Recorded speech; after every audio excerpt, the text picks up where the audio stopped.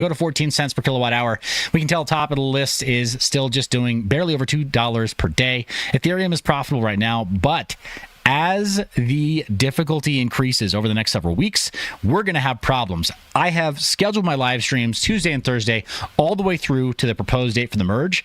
The intention for doing that is that we keep our finger on the pulse of what's happening with Ethereum and any proposed forks. ETHW, I think, is going to be stillborn. It's already decreased in its value, but I think it's going to have problems, and we're going to monitor that every Tuesday and Thursday. We'll do the breakout sessions and post those separately for the news segments on the channel as well, just because I have to maintain my sanity, and I need to work a full schedule outside of YouTube as well.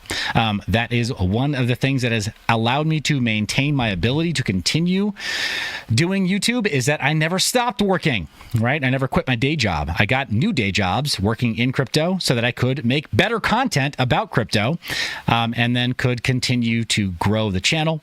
So appreciate you guys' support, appreciate you being supportive here, and appreciate you letting me pivot from strictly like mining and tutorial type content into all of the other review media, play to earn, everything else. Like, crypto is it's a weird and wonderful place. And since DeFi summer, like, if you didn't pivot, you were stagnating.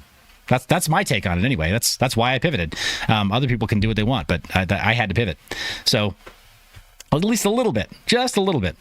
But down the bottom of the list, even the least performant cards are back in the money again. The R9 Fury is back in the money on Beam Hash. So everything looks like it's in the money just a little bit longer. I would still say, if you think the getting is good for your old mining hardware, get out of it. Because miners haven't fully capitulated yet. But when they do, that means that the market will be illiquid for that hardware. Your market or your hardware will become illiquid in the market, and you won't have a whole lot of time to salvage what you got there.